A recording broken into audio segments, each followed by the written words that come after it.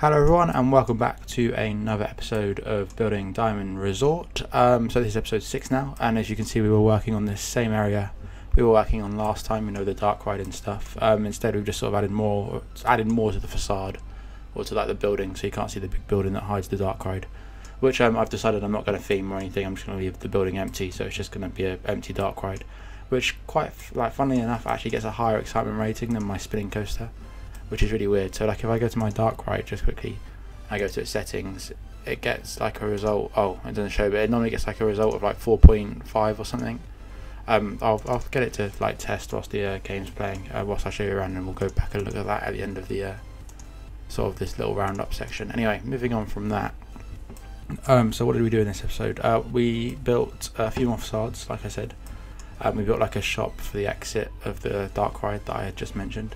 There's nothing inside the shop yet. There probably will be at some point, depending on, like, these shops are most likely going to be detailed on the inside. Like I've left them all empty, and it's the same with the ones at the front of the park as well. They're all empty at the moment, but the plan is to eventually put stuff inside them. It just depends, like performance wise, how I'm doing like the main bits first, and then I'm going back to stuff and putting in like the details and things, or like the sort of less important. They're important details obviously, but the park looks fine without them.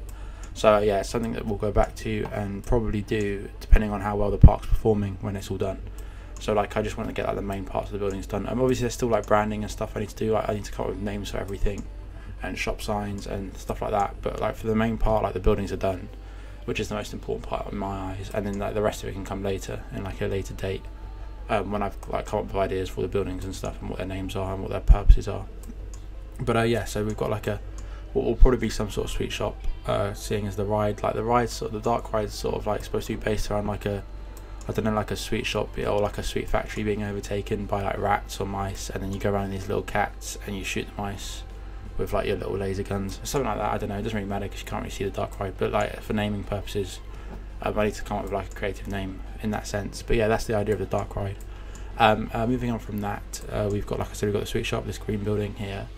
To the left of that we've got the queue line for our bump'em, which is like a dodgems or a bumper cars. I just put this big sort of building over it because I just didn't want it to look like the in-game bumper cars, just because I wanted it to look different. So I thought it'd be cool to put this big building over it, and then on top of here would be like offices and stuff. I could probably like put some more detail onto this side of the building with like some more windows and stuff, but it doesn't really need to look that special, as it won't really be seen from the park. Yeah, so that upstairs will just be offices, or like offices for the park really. And below it, obviously, you've got the bumper cars, and then you've got the queue line on the right here. And also there, the other stuff we did in this episode, we didn't do much else. We just sort of made the area look a bit nicer, I guess. We added some benches and stuff around, and some really quite weirdly placed bins. I might make some custom bins so I can sort of put them in proper places, because they look a bit weird just sort of placed in the middle of the pathways like they are at the moment. And the same with the benches. The benches are a bit oddly placed as well. I rushed into placing those, so they probably placed a little bit better. And even like the style of benches doesn't really work too well for me, but we'll go back again. That's something we can come back to and look at a later date. We also did like this viewing platform for the log flume, which is quite nice.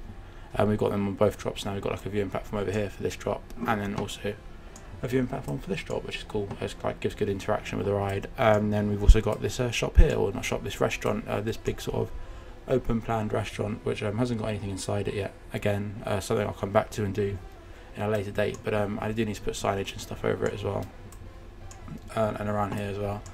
This area is looking really obviously like messy at the moment because I've literally done nothing to it. I've then added like a Rocktopus ride and built a queue line for the Rocktopus ride, but again, like, this is just stuff we're going to come back to in a later episode and theme up and build upon. So anyway, as I was saying at the beginning of the episode, yeah, so the dark ride has like a rating of, if I can select the dark ride 1 second. Yeah, so the dark ride has like an excitement rating of 4.39, and then if I go to Spiral, which is my spinning coaster, or actually it's called Twirl and Hurl, but it's called Spiral in game. I haven't got around to changing the name of it. But it only gets a 3.66, which is quite weird. Like that's like Planet Coaster for you though.